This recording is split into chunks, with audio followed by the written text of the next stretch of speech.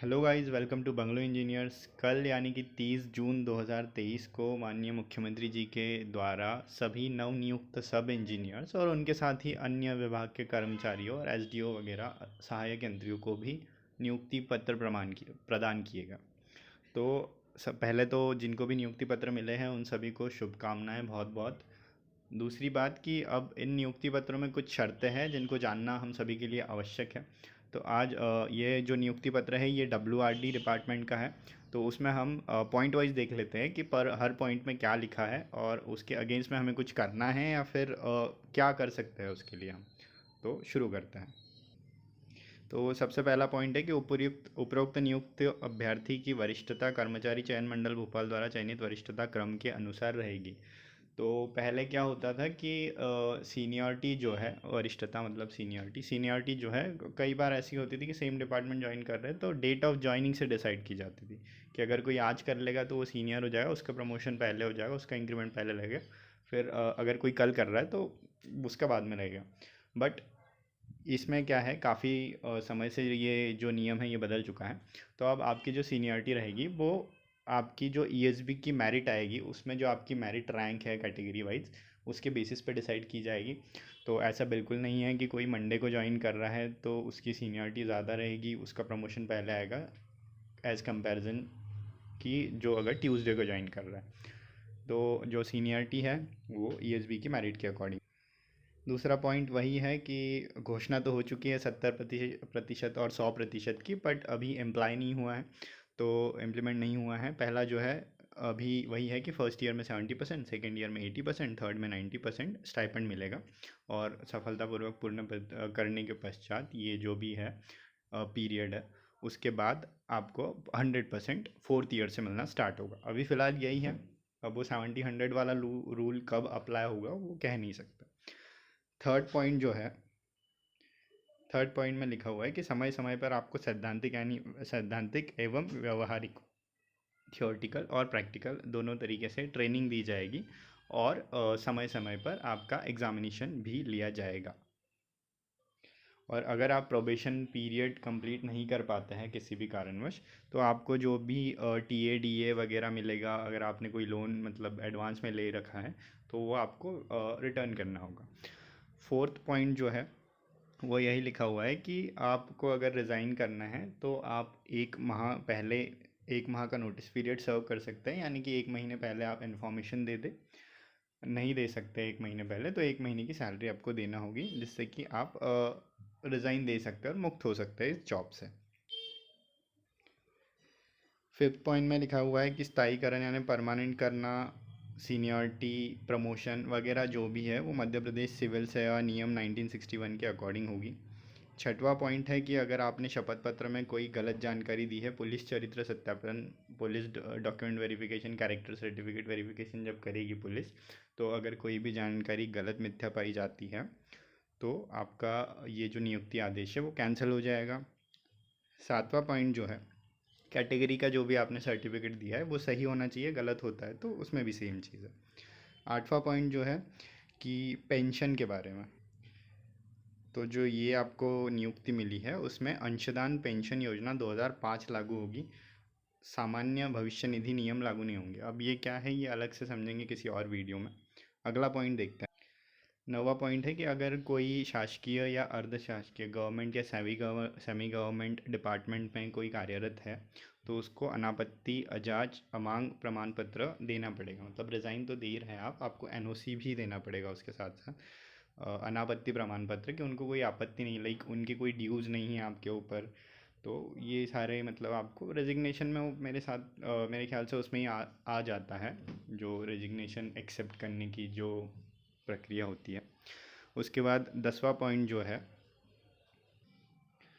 10वां point में वही वो 26 जून का जो लेटर आया था जिसमें कि गैड ने निर्देश दिए थे कि किस प्रकार से आपको ज्वाइनिंग करानी है, जो कोर्ट के ऑर्डर आए थे उसके संबंध में, तो उसका ज़िक्र किया गया है। 11वां पॉइंट जो है इसमें ये लिखा गया है कि जो आपकी ये नियुक्ति है वो न्यायालय के आगामी अंतिम या निर्णय के अध्याधीन रहेगा। कौन कौन से जो है कोर्ट केसेस WP नंबर्स का जिक्र है तो वो है 8612 ऑफ 22 और 5853 ऑफ 23। और डेट्स भी दी हुई है कि इन डेट को जो ऑर्डर आया है उसके अकॉर्डिंग। तो इन केसेस के जो ऑर्डर्स है, ऑर्डर्स को हम दूसरे वीडियो में देखेंगे, अभी बस शर्तें देख लेते हैं। 12वां जो पॉइंट है, अभ्यर्थी को कार्य ग्रहण करते समय शैक्षणिक योग्यता संबंधी प्रमाण पत्र, जिला मेडिकल बोर्ड से स्वास्थ्य संबंधी प्रमाण पत्र, जाति प्रमाण पत्र की सत्यापित प्रति पदस्थापना स्थान पर प्रस्तुत करना होगा। जो भी डॉक्यूमेंट है, मतलब एजुकेशनल क्वालिफिकेशन से रिलेटेड, मेडिकल बोर्ड से आपका मेडिकल सर्टिफिकेट और आपका कैटेगरी सर्टिफिकेट जो है, सत्यापित प्रति।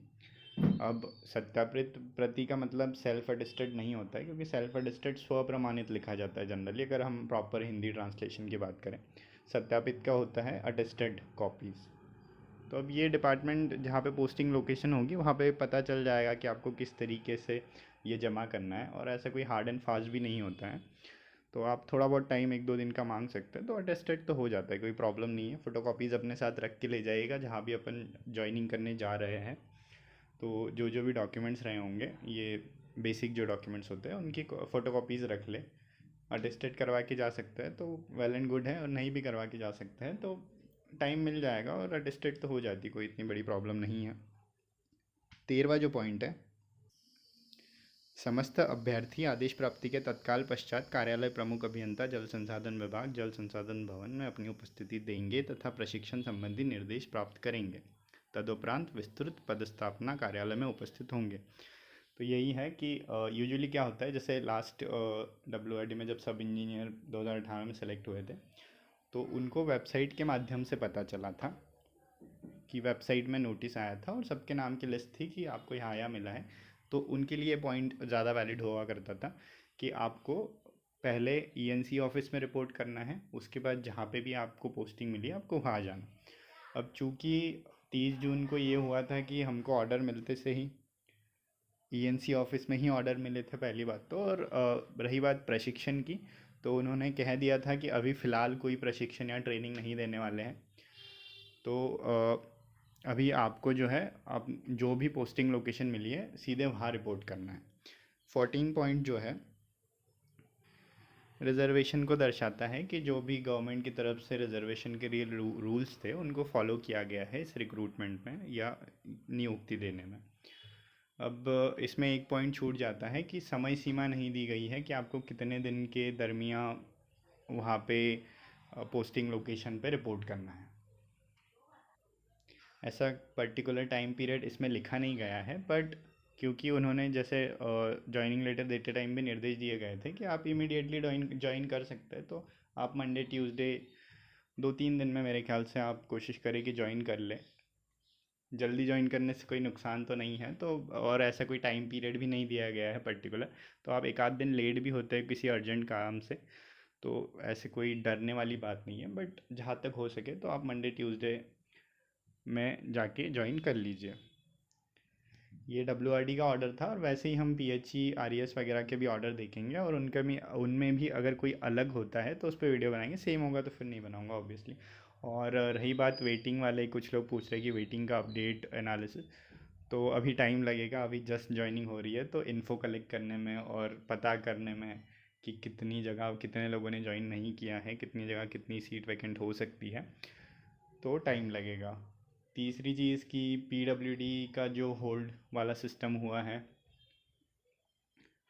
गलत तो पूरा, मतलब 13% जो OBC जो मेरिटोरियस स्टूडेंट हैं उनको होल्ड करना ही गलत है।